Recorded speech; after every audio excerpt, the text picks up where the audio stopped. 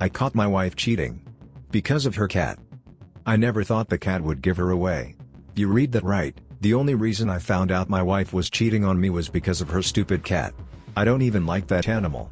Shadow's the kind of neurotic, spoiled indoor tabby who hisses at everyone but her.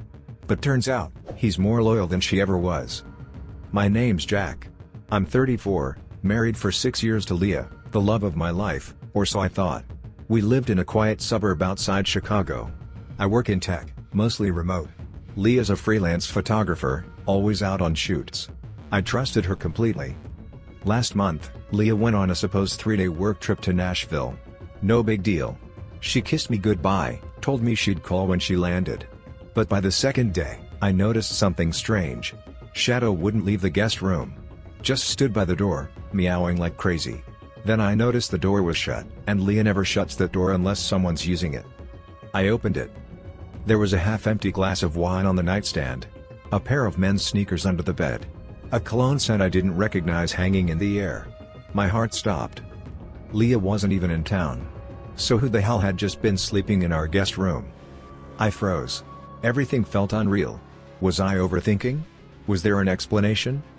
But deep down, I already knew the truth. I stood there, completely still, just staring at the shoes like they might vanish if I blinked hard enough. But they were real. Dark blue Nikes. Size 11, maybe 12. Definitely not mine. I picked them up like I was defusing a bomb. My mind was racing. Could it be her brother? A friend crashing while I was asleep? But no one had called, no one had messaged me.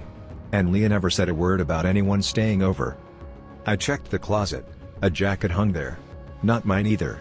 And then the kicker, a crumpled airline boarding pass in the pocket. It had yesterday's date. Departure, LAX arrival, O'Hare. Name, Nathan R. Nathan? I didn't know any Nathan. Leah definitely never mentioned a Nathan. That's when I noticed Shadow again. He was sitting in the hallway, tail flicking, staring at me like, now do you get it? I should have confronted her right then. Called her. Screamed. Something. But instead, I sat on the edge of the bed and stared at that wine glass like it held answers. Maybe it did. I waited for hours. I couldn't think straight. Finally, I texted Leah, "Hey, when are you getting back from Nashville?" She replied in minutes. "Tomorrow night. Everything okay, babe?" I stared at that message and felt my stomach twist into a knot. Because I already knew, she wasn't in Nashville. She wasn't even on a work trip. But where the hell was she? And who the hell was Nathan? I couldn't sleep that night. I lay there next to Shadow, scrolling through Leah's Instagram like a detective in denial. She'd posted a story earlier, a photo of some skyline with the caption "Nashville sunsets never disappoint." Only, something felt off. I took a screenshot, then reverse image searched it. Turns out, the photo wasn't taken by her at all. It was from a travel blog, 2 years old. Same angle. Same building outline. Same damn clouds. My heart dropped. She faked the photo. Why? At 2 a.m., I cracked. I logged into our shared iCloud account, something she probably forgot we still had. Her location services were on. My chest tightened as the map loaded. She wasn't in Nashville. She was 30 minutes away, at some condo in downtown Chicago. I just stared at the blinking blue dot. It felt like the world was spinning, but I was stuck in place. Cold. Hollow. Like I'd been punched in the ribs. Then something inside me clicked. I needed to see it for myself. No more guessing. No more what-ifs. So I got dressed, grabbed my keys, and drove into the city with Shadow's furious meows echoing behind me. He knew I was walking into something I couldn't unsee. The whole drive there, my thoughts were on a loop. What if I was wrong? What if there was an explanation? But part of me already knew, I was about to witness the truth, and it would break me. It was just past 3 a.m. when I pulled up to the building. Downtown was mostly quiet, but my thoughts were deafening. My palms were sweating as I stared up at the high-rise condo. I didn't have a plan. No script. Just that little blue dot on my phone still pulsing.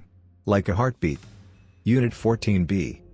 I walked in through the lobby like I belonged there, bluffing past the sleepy night guard with a mumbled "visiting a friend." The elevator ride felt like a lifetime. When I reached the hallway, I stood in front of the door for at least a full minute. Just listening. I don't know what I expected to hear. Laughing? Music? Moaning? Silence. I knocked. Firm. Not loud, not soft. 3 sharp raps. The door opened almost instantly. And there he was. Nathan. I knew it was him without even asking. Mid-30s, maybe older. Tall. Well-dressed. The kind of guy who smelled like expensive cologne and slept in other people's lives. He looked confused, but not surprised. "Can I help you?" I swallowed hard, my mouth bone dry. "Is Leah here?" He blinked. Paused. Then stepped aside. That was all I needed. I walked past him like a man possessed. And there she was, sitting on the couch, wrapped in a blanket, her eyes wide with horror when she saw me. She opened her mouth to speak, but no words came out. Because nothing she could say would undo what I just walked in on. For a second, everything went silent, like someone had hit mute on the entire world. Leah just stared at me, frozen mid-breath, like a deer caught in a spotlight. Her blanket slipped slightly, revealing that she wasn't wearing much underneath. The room smelled like wine, takeout, and sex. I wanted to scream, to rage, to tear the place apart. But all I could do was stare. Nathan stood awkwardly behind me, arms crossed, saying nothing. Like he wasn't sure whether to throw me out or apologize. Leah finally spoke, her voice barely above a whisper. "Jack. I can explain." I laughed. I actually laughed. A bitter, breathless sound I didn't recognize coming from my own mouth. "Oh, you can explain?" I said. "Please, I'm dying to hear how a fake Nashville trip led you to a downtown condo with a stranger." She glanced at Nathan.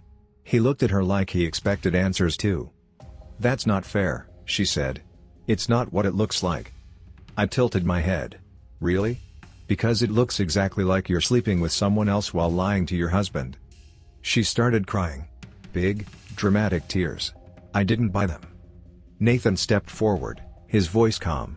"Maybe you guys need a minute." I turned to him. "No. What we need is honesty. Did you know she was married?" His face twitched. "She told me. Things were complicated." Leah buried her face in her hands.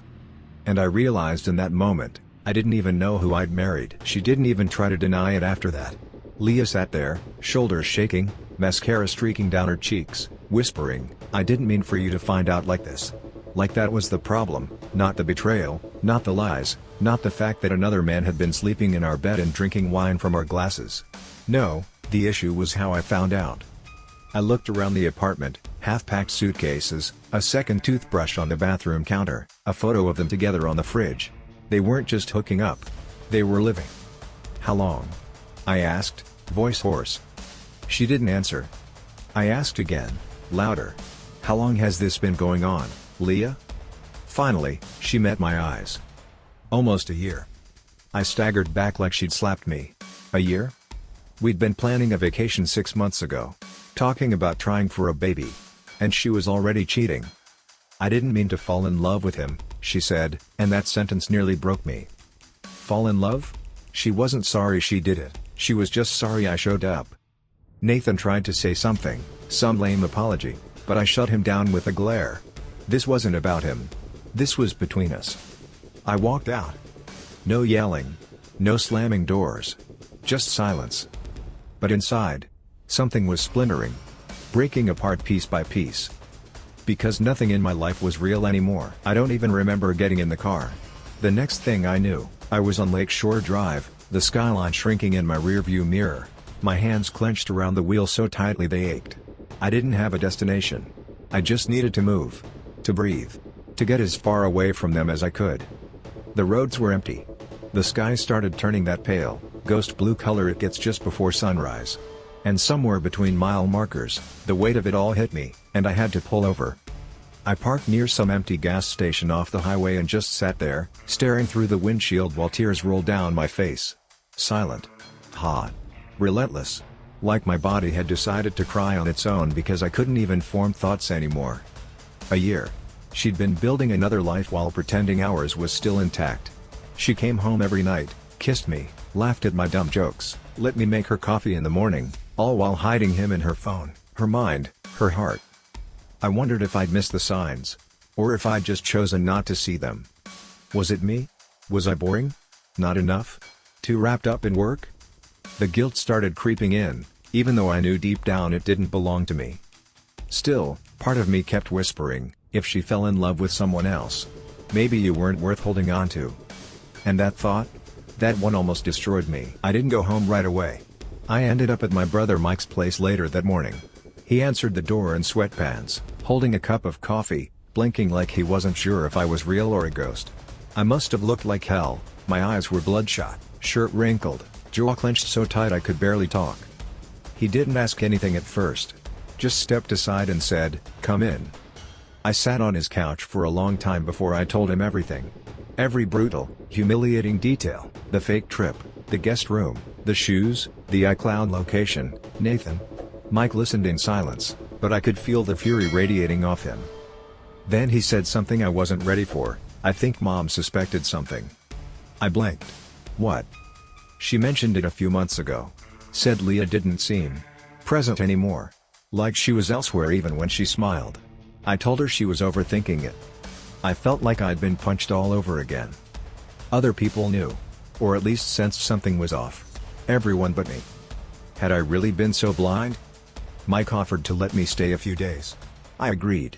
I couldn't go back to that house, not yet. Not with Shadow pacing around looking for her, not with every room soaked in memories of a lie.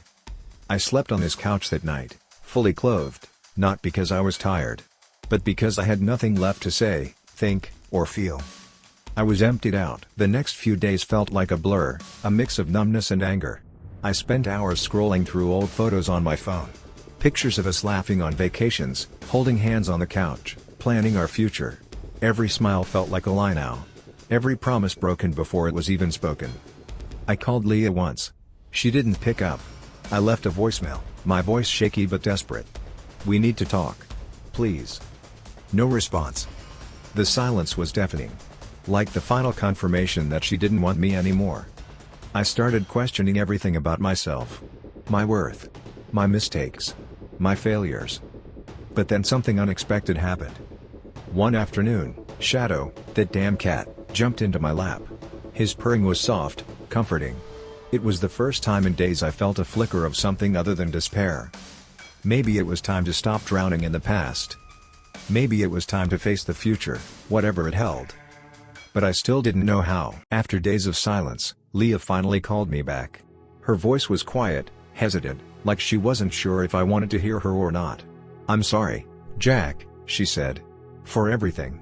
For lying. For hurting you." I swallowed the lump in my throat and asked the question I'd been dreading. "Why?" She hesitated, then said, "I felt trapped. We weren't the same people anymore. I was lonely even when you were here. Nathan." He made me feel alive again. Hearing that was like stepping on glass. Sharp, painful. "I never stopped loving you," she added, voice cracking. But I lost myself along the way. I wanted to scream, to demand more, to tell her she broke me. But instead, I just listened. That conversation didn't fix anything, it only made things clearer. Our marriage wasn't just broken. It was shattered. But at least now, there was truth. And maybe, just maybe, a chance to find a way forward. The days after that call were some of the hardest I've ever faced. Leah and I talked less and less, each conversation feeling heavier than the last. It wasn't just about the cheating anymore, it was about everything that led us here. I started seeing a therapist, trying to understand my own feelings, anger, betrayal, confusion, and how to live with them without breaking completely. Meanwhile, Leah seemed distant but also different. More honest. More vulnerable. It was strange, like we were two strangers forced to share the same shattered past, trying to figure out if there was anything worth saving. Shadow, that stubborn cat, became my only real constant. Somehow, in his silent companionship, I found small moments of peace. One night, I caught myself smiling at a joke Leah made over text, a little joke about how Shadow was the real boss of the house. It hurt and comforted me at the same time. I realized healing wouldn't be quick or easy. But maybe it was possible. Weeks passed, and the more I thought about everything, the more I realized something painful but undeniable: forgiveness wouldn't come easy, and neither would forgetting. I had to decide, was I willing to try rebuilding something that felt so broken? Or was it time to let go and start over, even if that meant losing the woman I once loved? One night, Leah came over to talk face to face. The tension was thick, every glance and word weighted with unspoken history. "I want to be honest with you," she said, eyes shining with tears. I want to try. If you'll have me. I wanted to believe her. I needed to believe her. But my heart wasn't sure. I told her, it's going to take time. A lot of time. And it's not just about us anymore. It's about trust. Respect. And knowing I'm not alone in this. She nodded, taking my hand gently. That moment wasn't a happy ending. It was a beginning. The next few weeks were like walking a tightrope. One misstep could send everything crashing down. Leah and I started couples therapy, something I never imagined we'd do. It was painful, raw, and uncomfortable, but it forced us to face the ugly truths we'd both been avoiding. We talked about our fears, our regrets, and the little moments we'd missed along the way. I learned that beneath the lies and betrayal, there was still a version of Leah I once loved. And maybe she still felt something for me, too. Trust wasn't magically restored. Every day was a test. Every phone call, every message, every glance had a shadow of doubt. But somehow, in that fragile space between hurt and hope, something new started to grow. Maybe not the perfect marriage I dreamed of. But a new kind of connection, raw, honest, and uncertain. One afternoon, I found myself sitting alone in the park, watching families and couples pass by. I felt a strange mix of envy and hope, envy for those who seemed whole, hope that maybe, someday, I could feel whole again too. Leah and I weren't the same people who fell in love years ago. We were different, shaped by time, mistakes, and loss. Sometimes, I still felt waves of anger and betrayal crashing over me. Other times, I felt gratitude for the chance to rebuild something, even if it was imperfect. I realized healing wasn't about forgetting what happened or pretending the pain didn't exist. It was about accepting it and finding the strength to move forward anyway. Shadow curled up on my lap, purring quietly. That little cat, who started all of this without even knowing it, had become a symbol of endurance. Maybe that's what love is, messy, painful, but sometimes worth fighting for. I don't know what the future holds for Leah and me. Maybe we'll find a way back to each other. Maybe this is the end of our story. But one thing's certain, I'm no longer the same man who trusted blindly. I'm stronger now. Wiser. More cautious with my heart. And even though it hurts, I'm learning to trust myself again. If there's one lesson I've learned through this nightmare, it's this: betrayal can break you, but it can also force you to find parts of yourself you never knew existed. So now I face the unknown, with or without her, ready to build a life where I don't lose myself again. Thank you for listening to my story. If you found this video meaningful, please like, subscribe, and hit the notification bell to follow for more real stories. Your support means everything.